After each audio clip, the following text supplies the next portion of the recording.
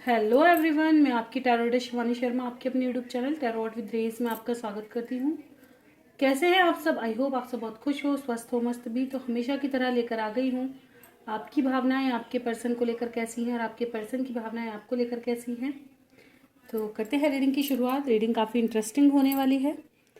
तो जैसे ही मैं आपके लिए कार्ड शफल करूँ, प्लीज़ अपना नाम, अपने बारे में सोचें आपके मन में क्या चल रहा है।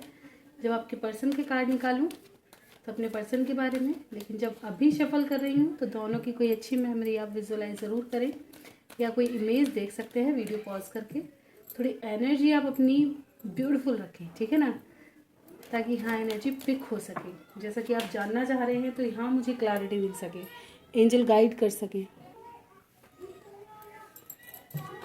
ओके, जब तक मैं कार्ड शफल कर रही हूँ प्लीज़ पॉजिटिव रहें। अपने इस भगवान जिनको भी आप मानते हैं, जिन पर ट्रस्ट है, उनका ध्यान करें। अपना और अपने पर्सन का नाम लें ताकि रीडिंग पॉजिटिव आए।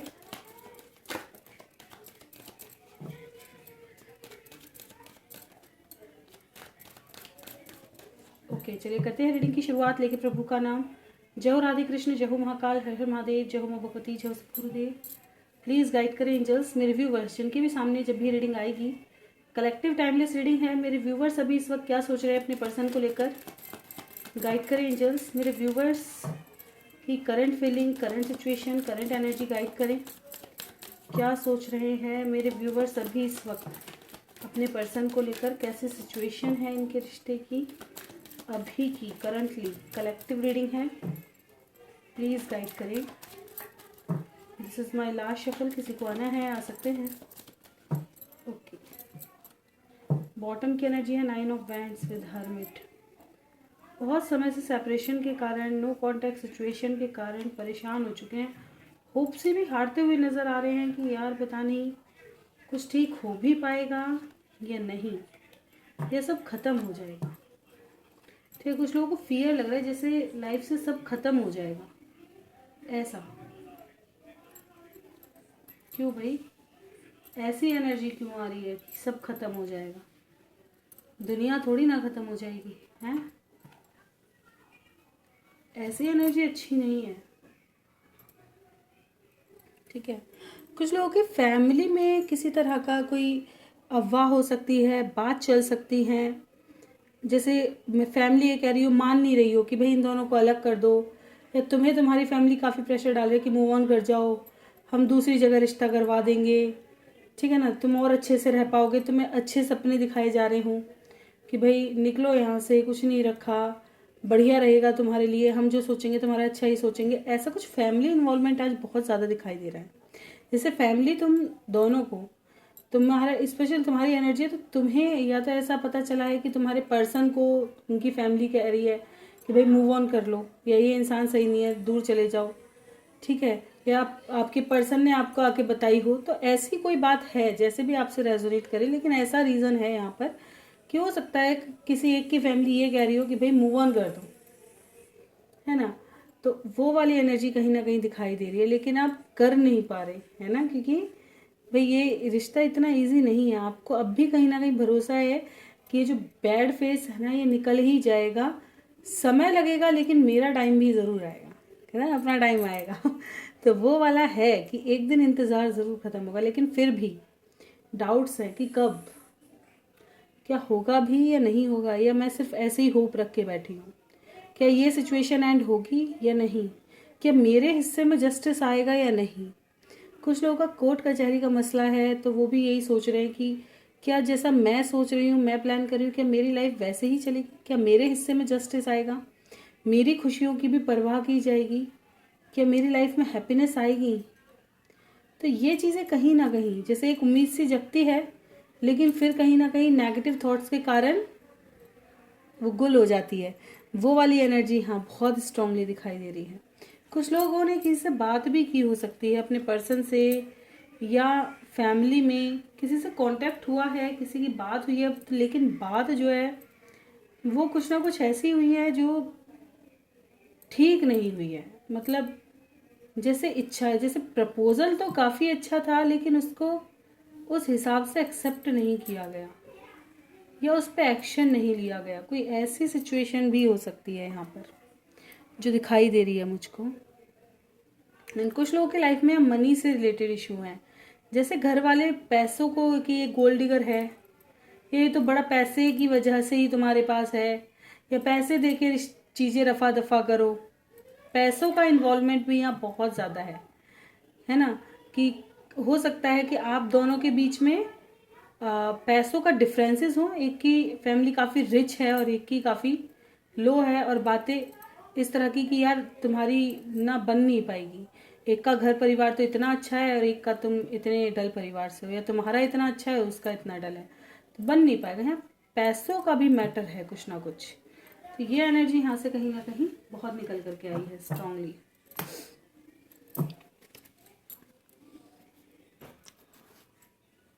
कुछ लोग गपशप कुछ सुनाई दी है आपको कहीं ना कहीं से, हो सकता है आपके पर्सन की कोई ऐसी बात पता चली हो, जैसे वो आपके बारे में बहुत ज़्यादा अच्छा नहीं सोच रहे। ठीक है, ऐसा कुछ भी हो सकता है। चलिए देखते हैं आपके पर्सन की एनर्जी कैसी है, वो क्या सोच रहे हैं आपको लेकर। गाइड करें एंजल्स, मेरे व्यूवर्स के पर्सन अभी इस वक्त मेरे व्यूवर्स को लेकर क्या सोच रहे हैं, उनकी एनर्जी कैसी है। प्लीज़ गाइड करें एंजल्स, कैसी एनर्जी है मेरे व्यूवर्स के पर्सन की, क्या सोच रहे हैं मेरे व्यूवर्स को लेकर। प्लीज़ गाइड करें angels. This is my last shift, किसी को आना है आ सकते हैं। ओके, बॉटम की एनर्जी है 7 ऑफ पेंटिकल्स, देखिए यहाँ से पेंटिकल्स की एनर्जी कितनी स्ट्रांग आ रही है।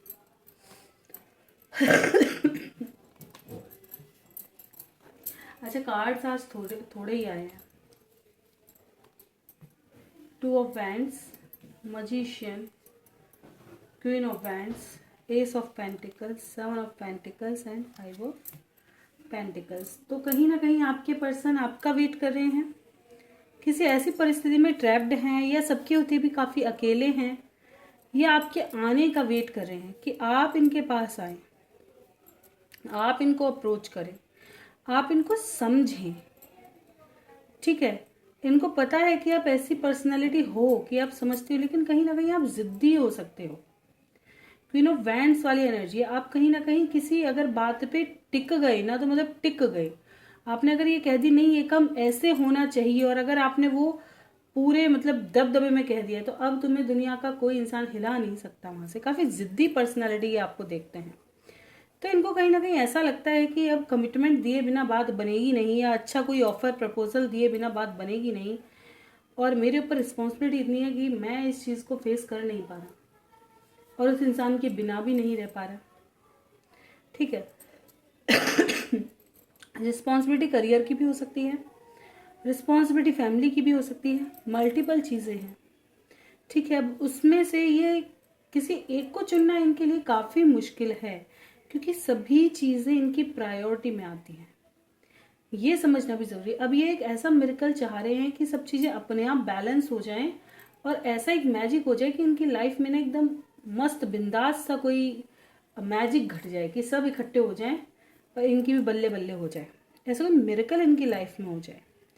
कुछ लोगों के पर्सन फाइनेंशियली भी काफ़ी ज़्यादा डिस्टर्ब हैं, बहुत ज़्यादा इस वक्त, और सपोर्ट भी शायद किसी का है नहीं।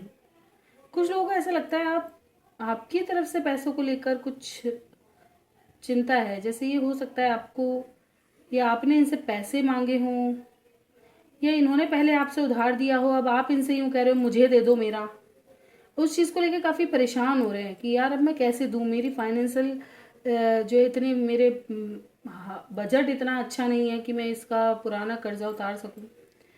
तो ये कहीं ना कहीं चाह रहे हैं कि तुम इनको थोड़ा टाइम दो, थोड़ा टाइम और दो, ताकि ये चीज़ें अरेंज कर सके। कुछ लोगों की लाइफ में ऐसा भी है, मतलब प्यार नहीं है, लेन देन बचा है ऐसी भी स्थितियां नजर आ रही है। ठीक है, यहाँ मैरिज की स्थिति बहुत ज़्यादा स्ट्रांग आई है। ठीक है, या तो आप दोनों में काफ़ी डिफरेंसेस आ चुके हैं, कुछ लोग यहाँ ऑलरेडी मैरिड हो सकते हैं, अलग मैरिड हो सकते हैं। कमिटमेंट को लेकर भी चीज़ें यहाँ पर काफ़ी स्ट्रांगली दिखाई दे रहे हैं। हैरोफेंट को क्लैरिफाई करो। बिल्कुल, जैसे मैंने बताया, कुछ लोगों को लगता है कि आप ना बिना प्रपोजल के नहीं मानोगे। इनको स्ट्रेंथ इकट्ठी करनी पड़ेगी आपको, अप्रोच आपसे बात करने के लिए, क्लियर कम्युनिकेशन करने के लिए। इनको काफ़ी ज़्यादा स्ट्रेंथ लगेगी क्योंकि इनको पता है कि आप खुद में बहुत अलग हैं, है ना। ऐसी एनर्जी है आपके पर्सन की अभी इस वक्त की। कितना मस्त सोच है, अच्छी भी है। डर बनाए रखना चाहिए, है ना, कि हम इतने भी सीधे नहीं हैं कि तुम हमारा उल्लू बना के चले जाओ। चलिए देखते हैं नेक्स्ट मूव क्या होगा इनका। प्लीज़ गाइड करें एंजल्स, मेरे व्यूवर्स की तरफ उनके पर्सन का नेक्स्ट एक्शन क्या दिखाई देता है, क्या होगा नेक्स्ट एक्शन मेरे व्यूवर्स की तरफ उनके पर्सन का।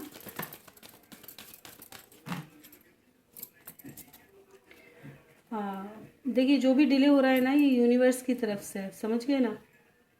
ट्रांसफॉर्मेशन से गुजारा जा रहा है ताकि सच्चे प्यार को या चीज़ों की क्या कहते हैं ना, महत्ता को समझाया जा सके यहाँ पर। ऐसा कुछ नज़र आया है।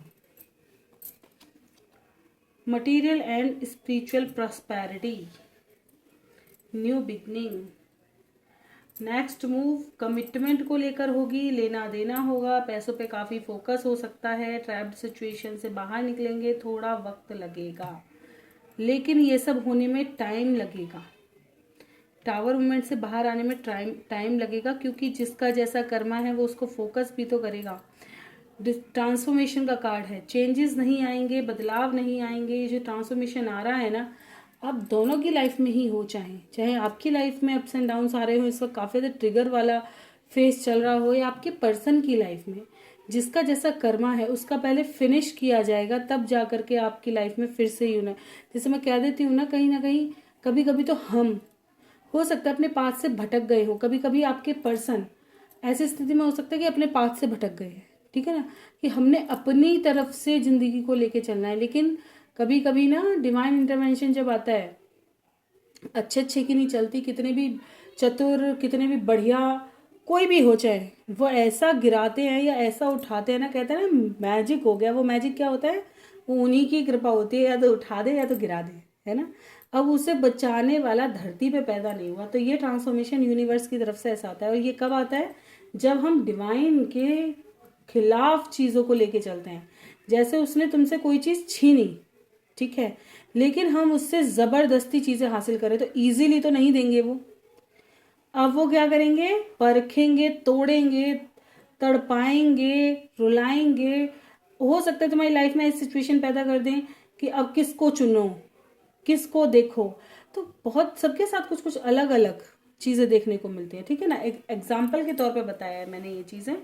तो इस तरह का कोई ट्रांसफॉर्मेशन आ सकता है ये अच्छी चीज़ आने के बाद, लेकिन अभी टाइम पीरियड लगेगा इस चीज़ में। तो अगर ट्रांसफॉर्मेशन वाली जर्नी से आप चल रहे हैं तो खुश हो जाओ, क्योंकि बदलाव आएगा, है ना। जो लोग गोल्ड डिगर हैं उनको ये भी अगर हो सकता है, अगर आपके पर्सन गोल्ड डिगर है तो आपको ये पता चलेगा कि वो सिर्फ पैसों से प्यार करते हैं, और आप उनसे खुद डिटैच होकर के अपनी लाइफ की एक नई शुरुआत कर लो किसी अच्छे इंसान के साथ। अगर आप फाइनेंशियली स्टेबल नहीं हो, आपका रिश्ता पैसों की वजह से सफ़र कर रहा है, तो हो सकता है तुम्हारी लाइफ में अचानक से करियर आपके पर्सन का या आपका बड़ा अच्छा हो जाए और चीज़ें स्टेबल हो जाए, है ना। तो ये जो ट्रांसफॉर्मेशन से गुजारा जा रहा है, ये कुछ दिखाने के लिए आने वाला समय बेहतर लेकर आएगा। गाइडेंस क्या है,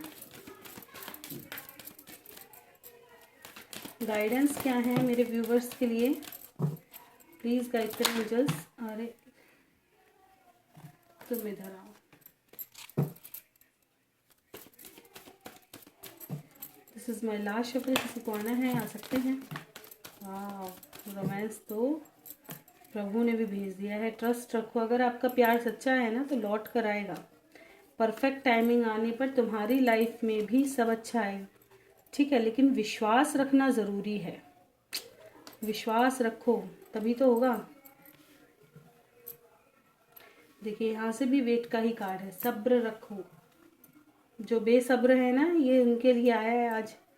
बेसब्र मत बनो, ईश्वर को भी अपना काम करने दो भाई। उनके लिए भी कुछ छोड़ दो, सब में तुम ही चतुर बनोगे। तुम्हें ही पहले करना है, नहीं तो पता है, अपने आप को पीछे रखना चाहिए। हकीकत बात यह है कि अगर घर के बड़े हैं फिर वो तुम्हारे लिए डिसीजन ले रहे हैं, लेकिन इस टॉपिक पे आज नहीं छेड़ूंगी बात, क्योंकि मेरे पास समय भी थोड़ा कम है। मैं कभी फिर समझाऊंगी, है ना।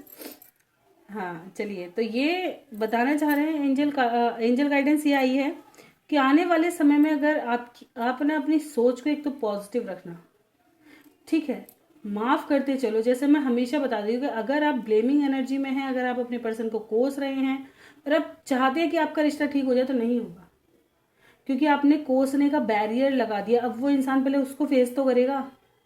अगर हमने किसी को मन से बद्दुआ दे दी तो पहले वो उस बद्दुआ को फेस करेगा, तब हमारे साथ चीज़ें ठीक होंगी, क्योंकि उसको ट्रिगर मिलेगा पहले, फिर उसको हमारी याद आएगी, फिर वो रिटर्न आएगा। उस ट्रिगर को फेस करने में ना जाने उसे कितना समय लग जाए।